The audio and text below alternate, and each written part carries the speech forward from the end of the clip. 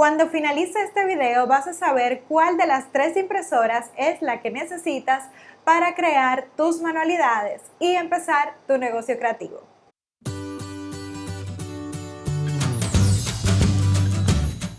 Hola crafters, bienvenidos una vez más a mi canal Edna's Craft.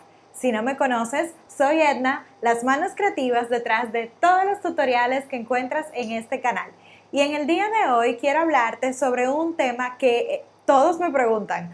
O sea, básicamente todos quieren saber cuál es la impresora que necesitan para hacer sus manualidades. Y debo resaltar que existen un montón de impresoras, todas muy buenas, pero muchas veces se confunden sobre cuándo comprar una u otra. Así que en este video voy a aclarar cuáles son los 3 tipos de impresoras que puedes tener en tu casa para crear manualidades. La impresora número 1 es muchas veces la más rechazada, pero sobre todo la que más dinero le puedes sacar debido al retorno de la inversión. Generalmente este tipo de impresoras es bastante económico y la verdad es que puedes hacer un montón de cosas con ella, por lo que podrías vender diferentes tipos de manualidades. Estoy hablando de las impresoras inkjet o de tinta. Básicamente son las impresoras comunes que todos tenemos en casa, pero sí quiero resaltar que deberías de tomar ciertas características para comprarla. Si puede ser una impresora de tinta donde el papel siempre quede de manera horizontal, sería genial, debido a que esto te va a permitir colocar materiales de un gramaje mayor y de esta forma crear otro tipo de proyectos. Y en esta parte quiero hacer un paréntesis porque en ocasiones recibo comentarios o preguntas sobre que su tinta se está corriendo, que no se está secando, y pues esto no es por la impresora, realmente esto se debe al papel que estás seleccionando. El tipo de impresoras de tinta imprime básicamente, digamos que en frío, por lo que la tinta está húmeda al momento de salir de la impresora. Por esto, es muy importante que utilices papeles con material poroso.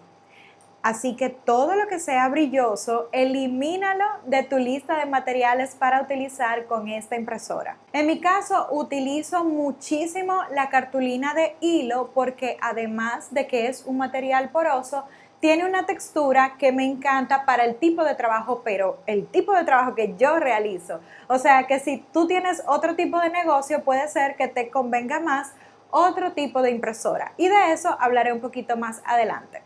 Cierro paréntesis y seguimos hablando de la impresora de tinta. Puedes imprimir papeles gruesos, ya sabes, teniendo en consideración de que sean porosos para que pasen por la parte horizontal de la máquina. Sin embargo, puedes también realizar camisetas, gorras y demás utilizando un papel especial para lo que se llama transfer.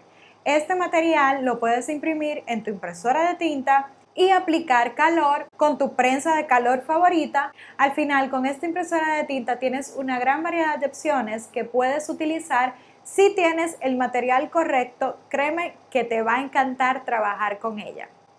La segunda impresora, de la cual muchos a veces se asustan, es la impresora láser. Esta impresora básicamente imprime con calor. Generalmente sientes un poquito calientita la hoja cuando sale de la máquina y al final realmente esta impresora es excelente, da una terminación muy buena y debo resaltar que es superior a la impresión en tinta.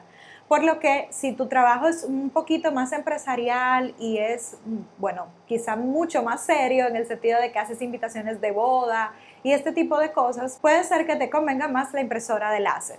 Sin embargo, estas impresoras no solamente son más costosas, sino que la tinta, el reemplazo de la tinta es muy costoso. Sin embargo, cada negocio tiene sus números, por lo cual si estás en el momento de invertir en una de estas máquinas, es muy recomendable para darle una calidad superior a tu trabajo. El tercer tipo de impresora es la de sublimación. ¿Y cuál es la mejor impresora para sublimar? Pues realmente depende de tu presupuesto. Lo mejor siempre será lo que se adecue a tu bolsillo. Las impresoras de sublimación son bastante costosas, pero tienes 2 formas de obtenerla. La primera es comprando una impresora de sublimación y pues que ya viene con su tinta de sublimación y todo súper listo para trabajar. estas generalmente son un poco costosas.